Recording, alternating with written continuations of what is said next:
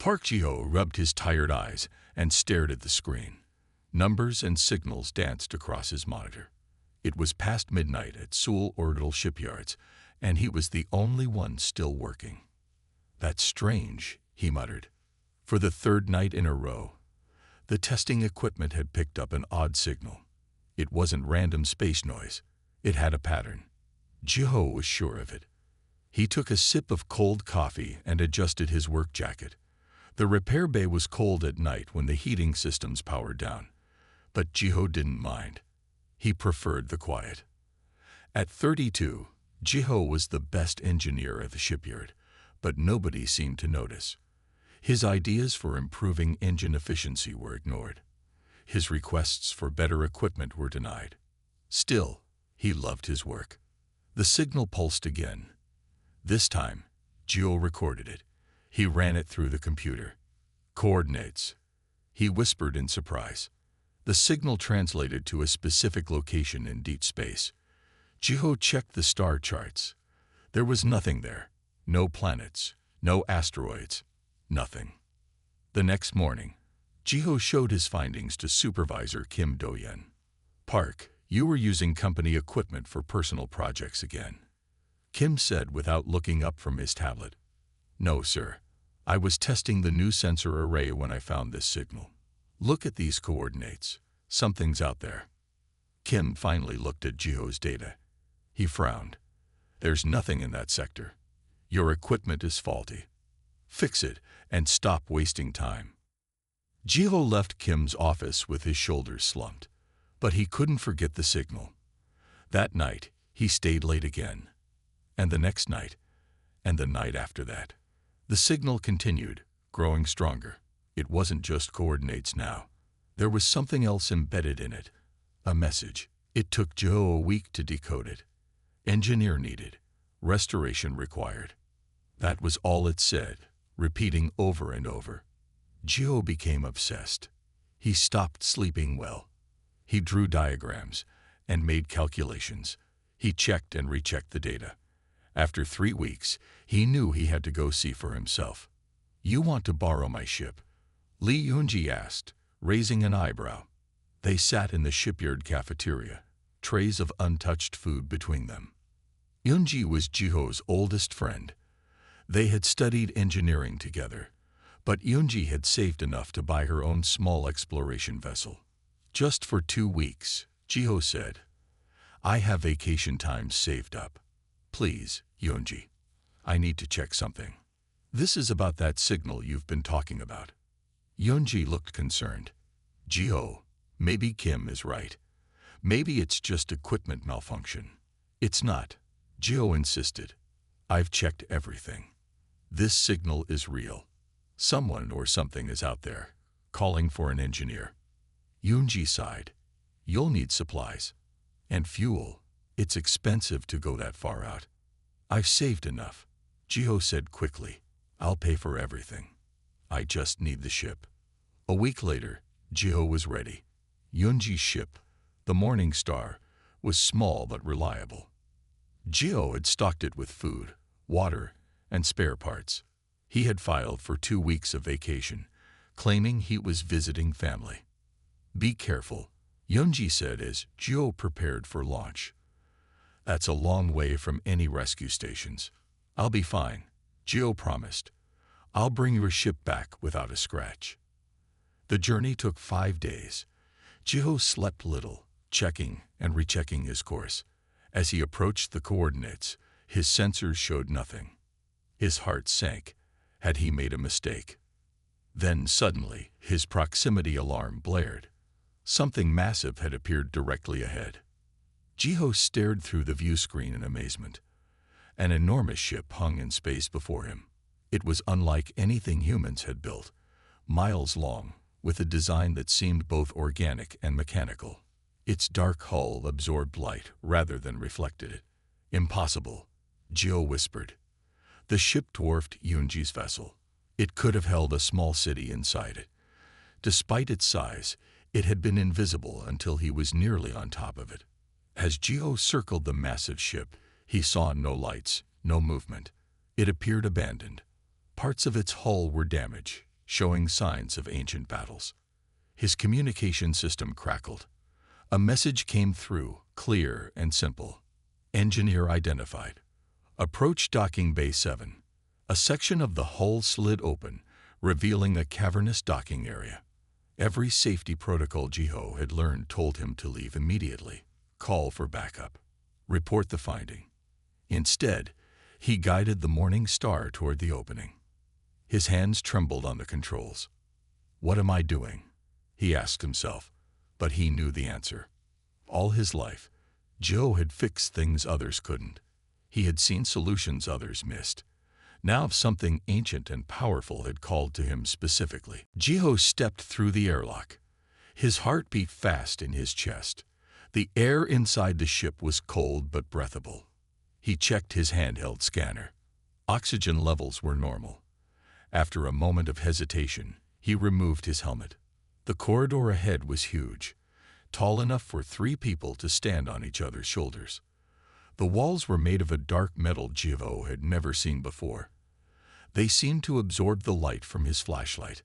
"Hello," Joe called out. His voice echoed down the empty corridor. No answer came. He walked forward slowly, his footsteps making soft sounds on the smooth floor. The corridor curved gently to the right, leading deeper into the ship. After walking for 10 minutes, Jiho reached a large circular door. It slid open as he approached, revealing a vast room. It looked like some kind of control center. Screens covered the walls, all dark and silent. In the center of the room stood a raised platform with what looked like a command chair. As Jiho stepped closer, the room suddenly came to life. Lights flickered on. Screens lit up with strange symbols. A soft hum filled the air. "Welcome, Engineer Park Jiho," said a calm voice.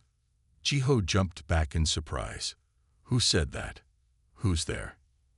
"I am Seeker," the voice replied in perfect Korean. "I am the central intelligence system of this vessel." You speak Korean?" Joe asked in disbelief. "I speak all Earth languages.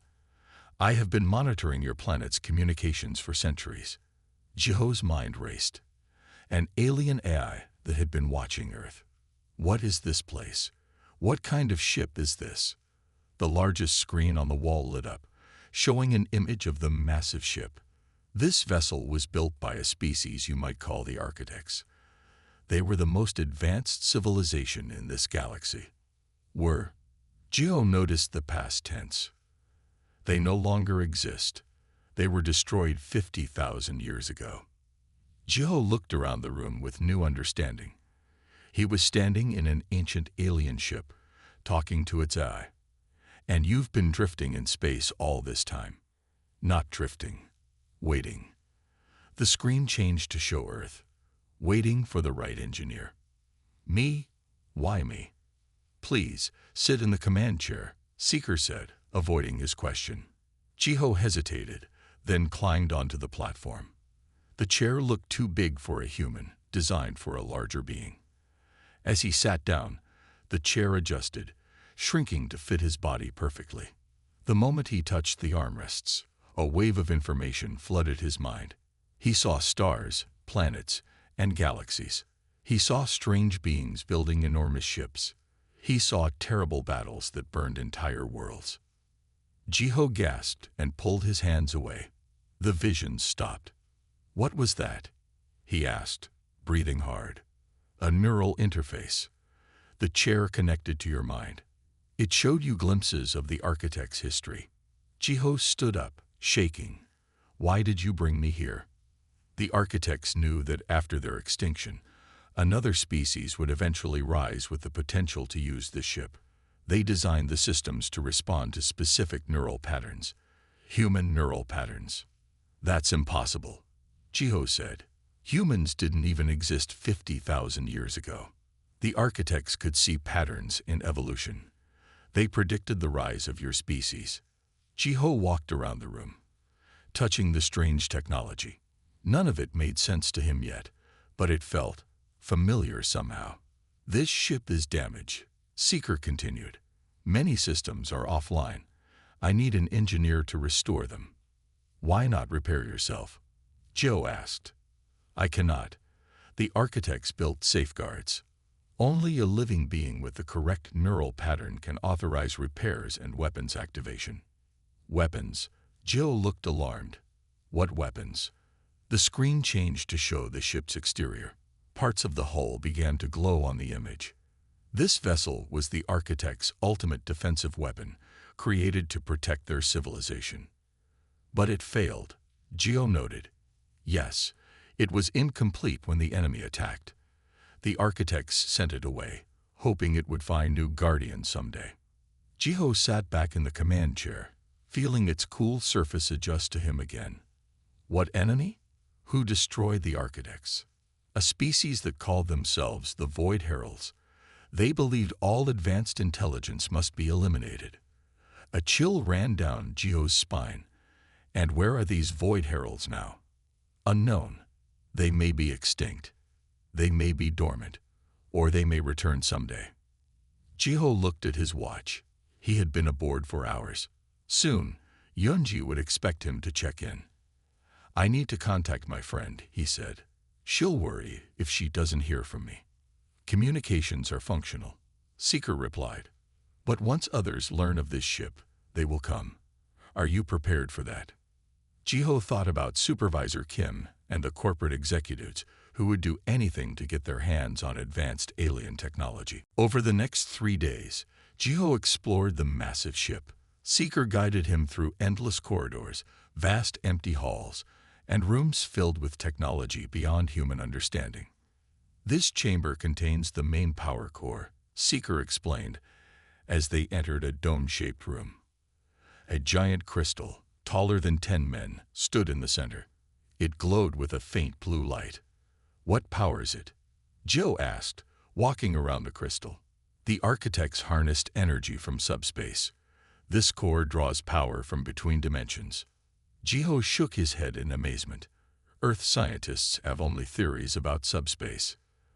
The core operates at 5% capacity, Seeker said. Many systems are disconnected. Jiho saw thick cables running from the crystal to the walls. Some were broken. Others had strange growth on them, like metal fungus. I can fix the basic connections, Jiho said, but I don't understand this technology yet. Understanding will come through the neural interface.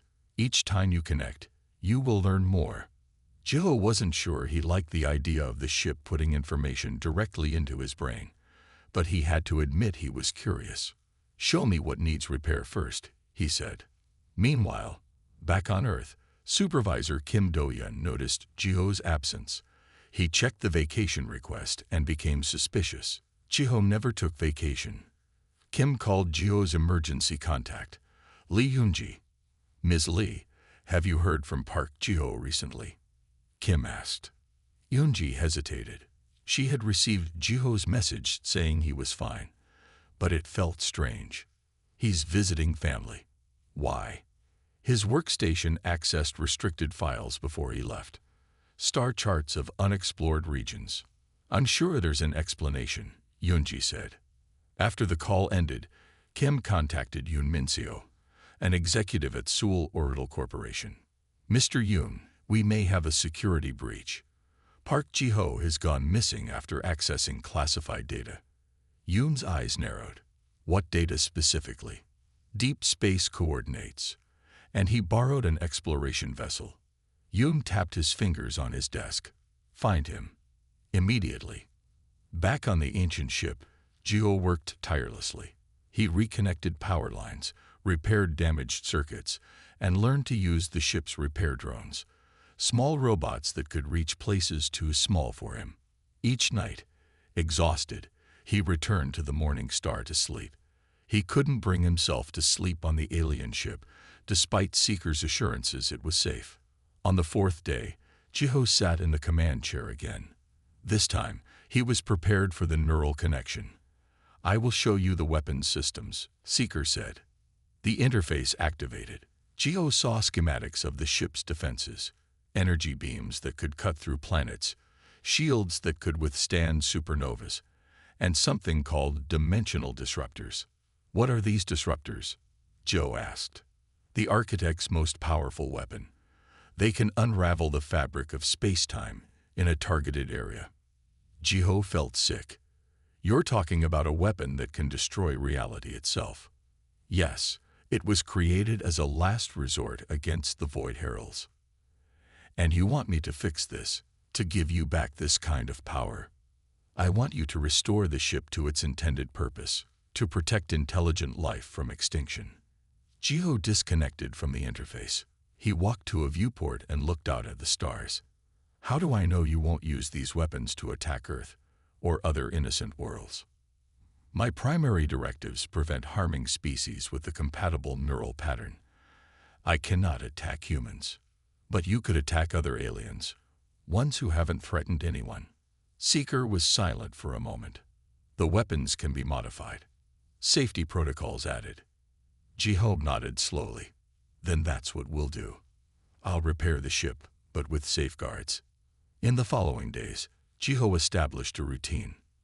Mornings for basic repairs, afternoons for learning through the neural interface, evenings for designing safety systems. The ship began to come alive around him. Lights that had been dark for millennia now glowed softly. Doors that had been stuck open now closed smoothly. The hum of machinery grew stronger. Jiho realized he needed to give the ship a name. Seeker, did the architects have a name for this vessel? Its designation translates roughly to Guardian of Tomorrow. Jiho thought for a moment. In Korean, we might call it Haedong. It means sunrise from the sea. A new beginning. Haedong. Seeker repeated. An appropriate name. As Jiho worked, he didn't know that back on Earth, a search had begun. Yoonji had finally reported her concerns when Jiho missed their scheduled check-in.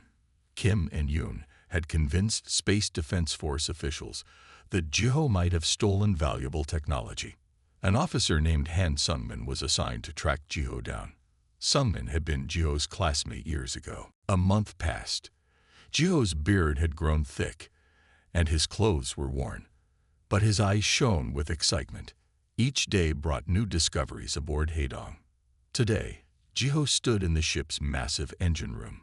He had finally repaired the main propulsion system. Activating thrusters at 10%, he said. Confirmed, Seeker replied. All systems nominal. The huge ship hummed.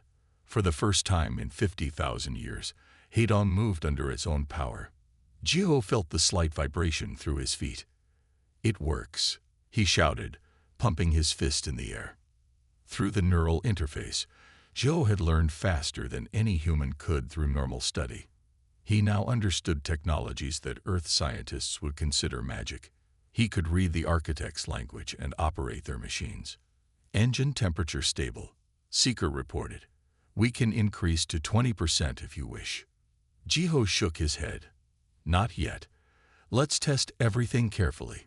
The ship responded to Jiho's biometrics now. Doors opened for him automatically. Lights brightened when he entered a room. The command chair had fully adapted to his body shape. Jiho had made his own changes too.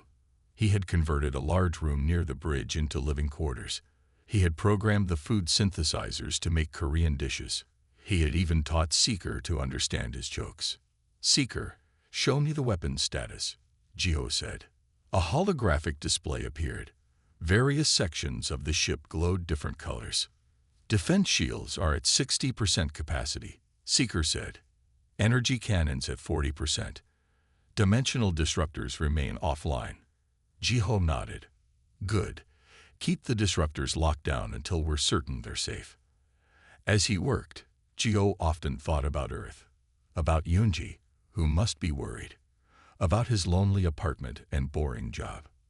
The truth was, he didn't miss his old life much. Here, on Haedong, he mattered. His skills were valued. He was doing something important. Through the archives, Jiho had learned more about the architects. They had been peaceful explorers until they encountered the Void Heralds. The Heralds believed advanced intelligence would eventually destroy the universe, so they cleansed worlds of any species that developed technology. Seeker, do you have images of the Void Heralds? Joe asked one evening. Limited visual records exist. Display. Jiho nodded. A hologram appeared showing tall, spindly creatures with multiple limbs. Their skin seemed to absorb light. Where faces should be, they had only smooth surfaces with small sensory pits. They don't even have mouths, Jiho noted. They absorb energy directly, Seeker explained. They communicate through electromagnetic fields. Jiho studied the alien beings. How advanced were they, compared to the architects? Less advanced technologically, but more numerous. They overwhelmed the architects through sheer numbers and ruthless tactics. Meanwhile, back on Earth, Han Sungmin had been tracking Jiho's trail. He had found records of the Morning Star's departure and calculated possible destinations based on its fuel capacity. In a private meeting with Admiral Kang Jiwoo, Sungmin presented his findings. Sir, I believe Park Jiho discovered something in deep space, something important enough to risk his career for. Admiral Kang studied the star charts.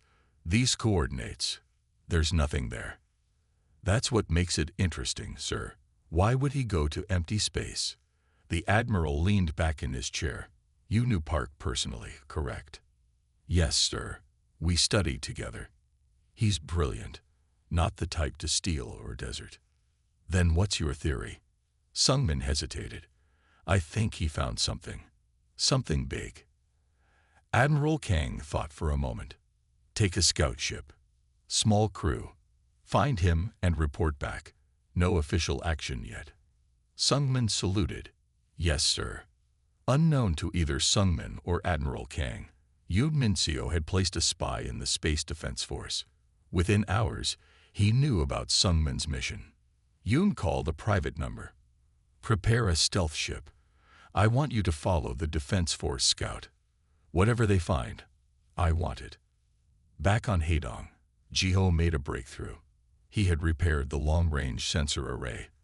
For the first time, the ship could scan beyond the solar system. Seeker, run a full sweep. Maximum range, Jiho ordered. The scan took hours. Jiho paced nervously on the bridge. Finally, results appeared on the main screen. Multiple objects detected at the edge of the Oort cloud, Seeker announced. Configuration matches Void Herald vessels. Jiho's mouth went dry. How many? 7 scout ships, moving slowly. They appear to be awakening from hibernation. And behind them, larger signatures, hundreds, perhaps thousands, still dormant. Jiho sat heavily in the command chair. He had hoped they were wrong about the Void Herald's return. Now he knew the threat was real. How long until they reach Earth? Incoming transmission, Seeker announced. Jiho straightened his wrinkled shirt and ran a hand through his messy hair. He took a deep breath. Accept transmission. The main screen flickered. Han Sungmin's face appeared. He looked older than Jiho remembered, with new lines around his eyes. Park Jiho, Sungmin said, his voice formal. By order of Earth Defense Force, you are instructed to power down all systems and prepare for boarding. Jiho smiled at his old friend. Hello to you too, Sungmin. It's been a while. Sungmin's professional expression cracked. Jiho, what are you doing out here? Everyone thinks you stole company secrets. I found something, Sungmin. Something incredible. Jiho gestured around him. This ship is 50,000 years old, built by an ancient race, and it chose me to restore it. Sungmin frowned. Are you okay? You sound. I know how it sounds, but I need you to trust me. Before Sungmin could respond, Seeker interrupted. The stealth vessel is moving to attack position. Weapons charging. The screen split to show a sleek black ship approaching from behind Sungmin's scout vessel. Sungmin, you're being followed. Jiho warned. Corporate Black Ops, probably working for Yoon Min-seo. Sungmin turned to check his own sensors. I don't see anything. His transmission cut off as the stealth ship fired. The scout vessel rocked violently. Sungmin, Jiho shouted. Seeker, can we help them? We can extend shields around their ship, but it will reveal our defensive capabilities. Do it, Jiho ordered without hesitation. A blue energy field stretched from Hadong, enveloping Sungmin's damaged vessel. The stealth ship fired again, but the shots dissipated harmlessly against the shield. "Open channel to the stealth ship," Geo commanded. A cold-eyed woman appeared on screen. She wore a black uniform with no insignia. "This is Commander Neri of Clean Slate Operations. You are interfering in a security matter." "You attacked a Defense Force vessel," Geo replied angrily. "That's treason. We have authorization to secure abandoned alien technology by any means necessary," Neri said. "Stand down or be destroyed." Geo laughed. "Look at your sensor readings, Commander. Your weapons can't even dent our shields." Neri's eyes narrowed. "We have reinforcements coming." "So do I," Geo bluffed. He signaled Seeker to cut transmission. "Can we bring Sungmin's ship inside?" Geo asked. "Yes. Docking Bay 3 is operational." "Do it, and keep shields up." While Hadong pulled the damaged scout ship to safety, Geo hurried to meet Sungmin. He found him in the docking bay, helping his injured crew members. Sungmin stared in awe at the massive space around them. "Geo, what is this place?" "It's called Hadong now. I've been repairing it." A medic was treating a wound on Sungmin's arm. "Yoon Mincio sent that stealth ship, didn't he?" Geo nodded. "He wants this technology for himself." Sungmin looked around the alien docking bay. "I can see why. This is beyond anything we have." "But that's not the important part," Geo said urgently. "There's something coming, Sungmin. Something that destroyed the civilization that built this ship." He explained about the Void Heralds, showed Sungmin the sensor readings of the scout ships approaching from deep space.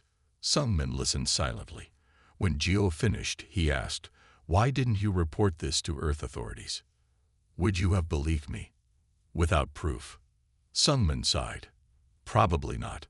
Back on the bridge, Seeker reported, "The stealth ship is maintaining distance, but has called for reinforcements. 3 corporate vessels approaching. Estimated arrival, 2 days." Geo turned to Sungmin. "I need more time to finish repairs. Hadong is our best hope against the Void Heralds." Sungmin thought for a moment. "I should report to Admiral Kang." "And tell him what?" "That your old friend has an alien superweapon. That I found you. And you're working on something important. Something that might save Earth." While they talked, Seeker continued Hadong's repairs. Deep in the ship, automated systems built new components. Power levels increased steadily. "Weapons systems now at 60% capacity," Seeker reported. "Should I activate the demonstration program?" Geo looked at Sungmin. "Want to see what this ship can do?" On the main screen, a simulation appeared. It showed Hadong engaging multiple enemy vessels. Energy beams lanced out, cutting through shields like paper. Defensive barriers absorbed massive attacks without faltering. Sungmin watched in stunned silence. If Earth had this technology. "Earth isn't ready," Geo said firmly. "We'd use it against each other. But the Void Heralds are a threat to all humans. This ship wasn't built for one nation or corporation. It was meant to protect intelligent life." The corporate ships arrived 2 days later. 3 sleek vessels surrounded Hadong, keeping their distance but making their presence known. "They're scanning us," Seeker reported. Geo and Sungmin stood on the bridge, watching the main screen. The lead corporate ship was twice the size of the others, with weapons pointed at Hadong. "Incoming transmission," Seeker announced. The screen changed to show Yoon Minsio's face. The corporate executive looked calm and confident. "Park Ji-ho," Yoon said with a thin smile. "Impressive find you have there. Seoul Orbital Corporation would like to offer you a generous compensation package for your discovery." "It's not for sale," Joe replied flatly. Yoon's smile didn't waver. "Everything has a price. Name yours." "This ship isn't mine to sell. It belongs to a civilization that was wiped out 50,000 years ago. Then it belongs to whoever claims it," Yoon said. "Salvage rights are clear." Sungmin stepped forward. "This is Han Sungmin, Earth Defense Force.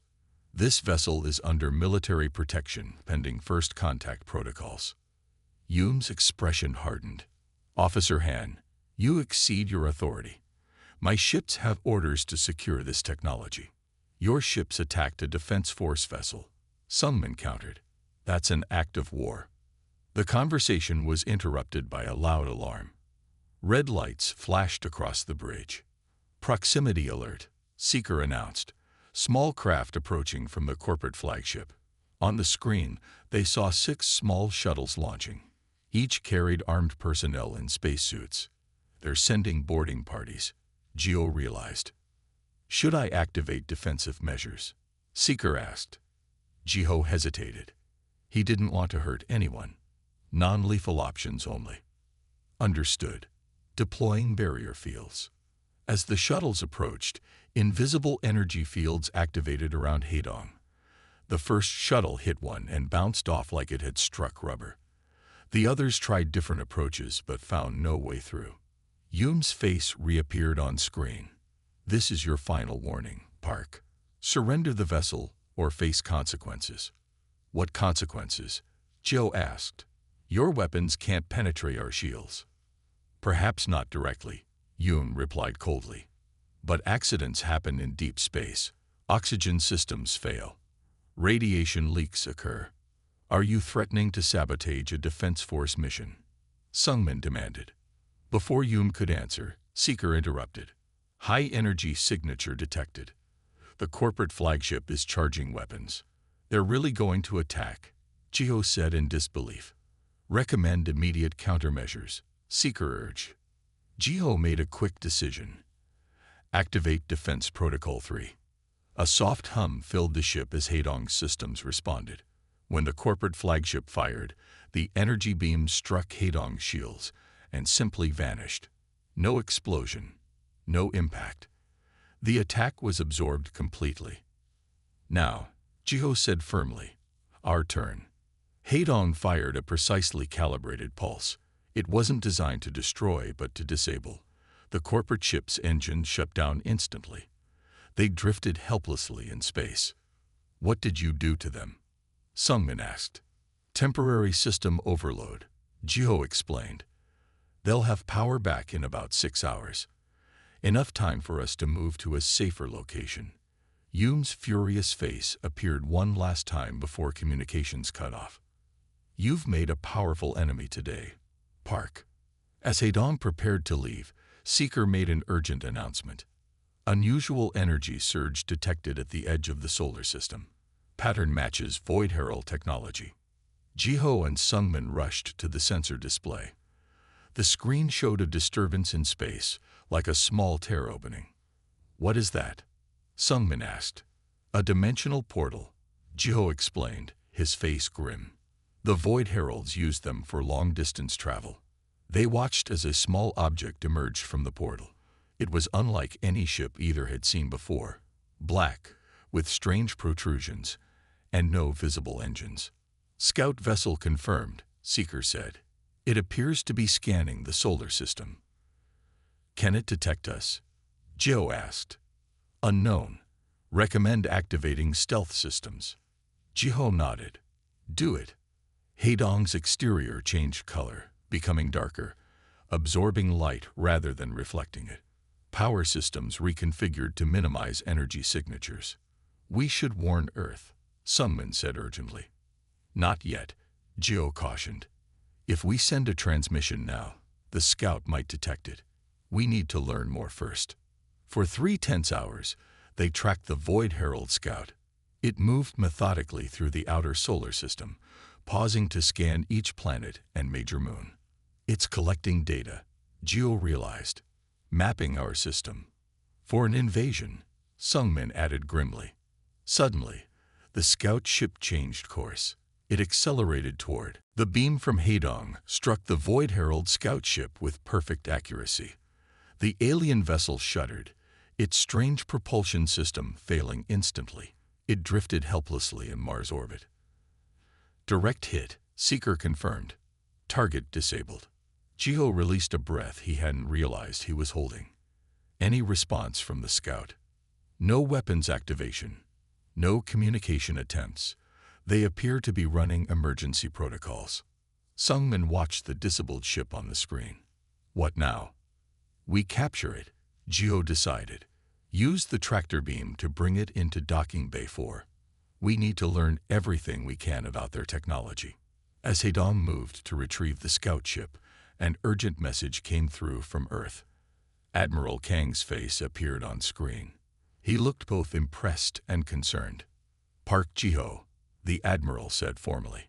Our Mars outpost sensors recorded your engagement with the unknown vessel. Explain yourself. Jiho straightened. Admiral, that ship is a Void Herald Scout, the same species that destroyed the Architects 50,000 years ago. It was scanning the Mars colony. The Admiral's eyes narrowed. And you know this how? From this ship's archives, the Architects left detailed records of their encounter with the Void Heralds. Before Admiral Kang could respond, Seeker interrupted. Unusual energy spike from the scout vessel. They're activating a self-destruct sequence. Can we stop it? Joe asked urgently. Negative. Detonation in 10 seconds. Release it and back away, Geo ordered. Maximum shields. Hedong released the tractor beam and retreated. Moments later, the Void Herald ship exploded in a flash of strange purple energy. The blast was far more powerful than a vessel that size should have been capable of producing. Incredible, Sungmin whispered. That explosion could have destroyed half the Mars colony. Admiral Kang had witnessed the explosion through the transmission. His expression changed from skepticism to concern. Park, I'm dispatching a diplomatic vessel to your location. Prepare to receive Earth representatives. We need to understand exactly what we're dealing with. After the Admiral signed off, Jiho turned to Seeker. Complete ship status. Hedong is now at 86% operational capacity. All major systems functional. Dimensional disruptors require final calibration. And the restoration of the archives. Complete. All historical records are now accessible. Jiho nodded. Show us everything about the Architects' final days. I want to understand why they created this ship and why they connected it to humans specifically. The main screen filled with images from 50,000 years ago. They saw the Architects, tall, graceful beings with 4 arms and luminescent skin. Their civilization spanned hundreds of worlds. Their technology was beautiful, seamlessly blending with natural environments. Then came the Void Heralds. World after world fell to their attacks. The Architects, despite their advanced technology, were unprepared for the savage efficiency of the Heralds. The Architects were peaceful explorers, Seeker explained. They had few weapons. The Void Heralds were created for war. Created? Sungmin asked. By whom? Unknown. The Heralds themselves claimed to be the immune response of the universe, eliminating intelligent life before it could evolve to threaten cosmic balance. The screen showed the Architects' desperate final plan. Ships like Hedong were built as a last resort, but they knew they wouldn't survive to use them. This is where it gets interesting, Seeker said. The Architects had been studying Earth for thousands of years. The screen showed ancient Earth, early humans hunting, building simple shelters, developing tools. The Architects saw potential in humans, Seeker continued. They observed unique neural patterns that allowed for both logical problem-solving and creative thinking. They found this combination rare in the galaxy. So they designed these ships to respond to human brainwaves. Sungmin asked. Not exactly, Seeker replied. They engineered the ships to evolve alongside humanity. Hedong has been changing for 50,000 years, waiting for humans to reach the right level of development. Jiho felt a chill. You mean the ship called to me specifically? It chose me. Yes. Your neural patterns matched what the Architects predicted would evolve. You are what they called a resonant mind, capable of fully connecting with their technology. 5 weeks passed in a blur of activity. Jiho worked tirelessly, completing Hedong's repairs. The ship was now at 95% operational capacity. Its weapons were ready. Its shields were stronger than ever. But Jiho was troubled. Earth's defenses were not ready for what was coming. "We need to return to Earth," he told Sungmin and Yunji as they sat in Heidong's newly restored garden chamber. Living plants from the architect's homeworld grew here, preserved for 50,000 years. "Admiral Kang ordered us to remain at Jupiter's orbit," Sungmin reminded him. "Earth leadership is still debating how to respond to the Void Herald threat." Jiho shook his head in frustration. "They're wasting precious time. The Heralds will be here in less than a week." "Many still don't believe the threat is real," Yunji said, "without concrete proof." "Then we'll give them proof," Jiho decided. "Seeker, set course for Earth. Maximum speed." "Course set," Seeker confirmed. "Estimated arrival 6 hours." As Heidong approached Earth, multiple defense satellites locked onto the massive ship. Military vessels moved to intercept. "We're being hailed by Earth Defense Command," Seeker reported. "They're ordering us to stop and identify ourselves." "Open channel," Jiho said. "This is Park Jiho aboard Heidong. We come in peace, but with urgent news. The Void Herald fleet will reach Earth in 5 days.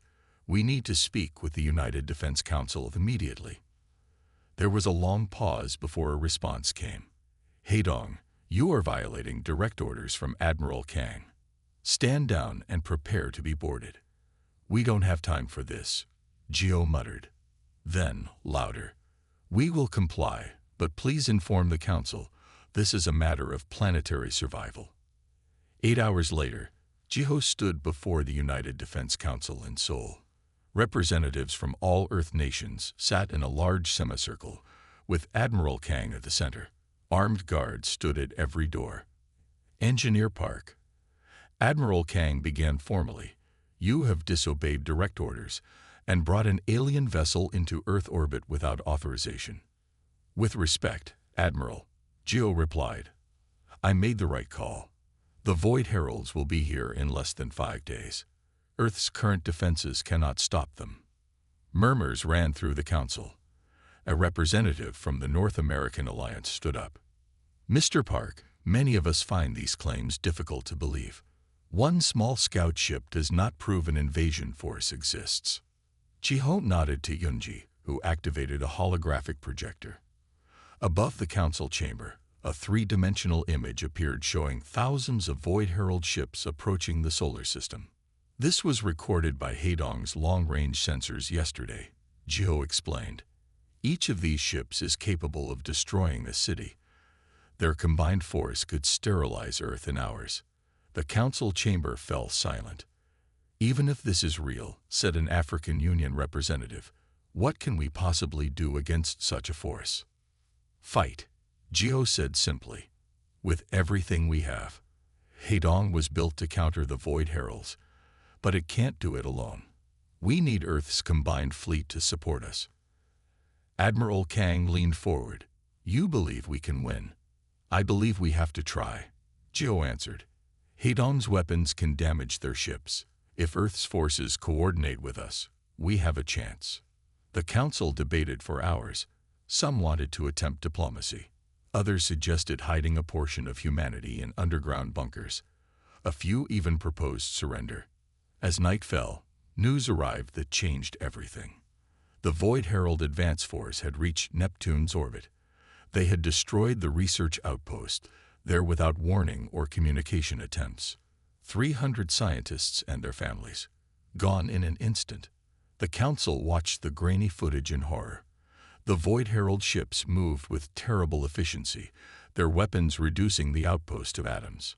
"They're not interested in talking," Jiho said quietly. "The architects tried negotiating. It didn't work." Admiral Kang stood up.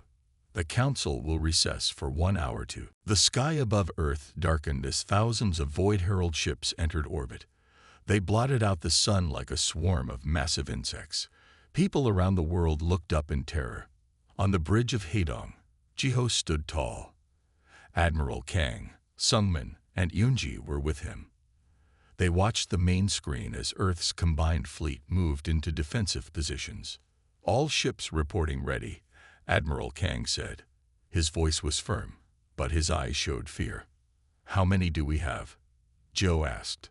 357 combat vessels. Every ship Earth and Mars could spare. Jiho nodded. It wasn't enough. Not against thousands of Void Herald world killers, but they would fight anyway.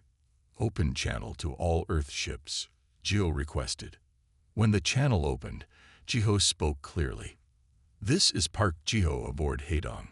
Today we face an enemy that has destroyed countless civilizations.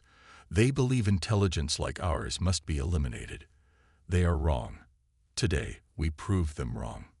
He paused, looking at his friends. 50,000 years ago, the architects built this ship as humanity's inheritance. They knew we would rise. They knew we would face this threat, and they believed we could win. "Follow Hadong. Target the ships I mark. Stay within our shield perimeter when possible." Across space, ship captains acknowledged his orders. Earth's fleet formed up around Hadong like a school of fish around a whale. "The Void Heralds are moving," Seeker announced. "Attack formation. Their weapons are charging. All ships, prepare for impact," Geo ordered. The first wave of Void Herald fire struck Earth's defensive line. Dozens of human ships disappeared in blinding explosions. The survivors returned fire, their weapons barely damaging the massive enemy vessels. "Hadong, activate main cannons," Geo commanded. "Target their lead ships." Hadong's weapons came to life. Beams of incredible energy lanced out, cutting through 3 Void Herald vessels. The enemy ships exploded violently. "It's working," Sungmin shouted. But the victory was short-lived. More enemy ships moved forward, focusing their fire on Hadong. The ancient ship shields flickered under the assault. "Shield capacity at 60% and dropping," Seeker reported. "We cannot sustain this level of attack." Geo accessed the neural interface. Through it, he could feel Hadong's pain. Systems strained beyond their limits. Power fluctuations throughout the ship. "We need a new strategy," Admiral Kang said.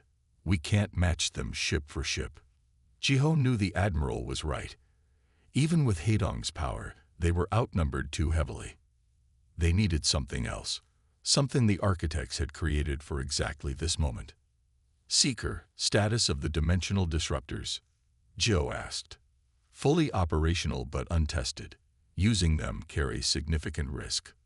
"What risk?" Yunji asked nervously. "The disruptors alter space-time itself," Jiho explained. "If improperly calibrated, they could create a runaway effect. A black hole that could consume Earth itself." Admiral Kang paled. "Is there no safer option?" Jiho shook his head. "Not against this many ships." Another barrage hit Hadong. The bridge shook violently. Alarm sirens blared throughout the ship. "Shields at 30%, Seeker reported. "Hull breaches on decks 12 through 15. Auto repair systems engage. Earth defensive line is collapsing." Sungmin added, looking at tactical displays. "Void Heralds breaking through in multiple sectors." Jiho made his decision. "Seeker, prepare the Architect's Legacy Protocol." Architect's Legacy was never fully tested, Seeker warned. "Success probability is uncertain." "What is this protocol?" Admiral Kang demanded. "It's what the architects built this ship for," Jiho said quietly. "A way to defeat the Void Heralds without destroying innocent worlds. A controlled dimensional event that targets their neural patterns specifically." "Will it work against so many ships?" Yunji asked. "I don't know," Jiho admitted, "but it's our only chance." The ship rocked again as another attack hit. Emergency lights flashed red. "Critical damage to power distribution network," Seeker reported. "Shields failing. All Earth ships fall back to secondary defensive line." Admiral Kang ordered, "Give Hadong space to work." As Earth's surviving vessels retreated, the Void Heralds pressed their advantage. Their ships surrounded Hadong, weapons charging for a final strike. "Architect's Legacy ready," Seeker announced. "But the targeting system requires direct neural connection at maximum capacity." Jiho nodded grimly. I understand. He sat in the command chair and gripped the neural interface controls. Full connection. No safety limits. Yunji grabbed his arm. Jiho, what are you doing? What I was brought here to do, he said with a sad smile. The neural load might be too much for one human mind, but I have to try.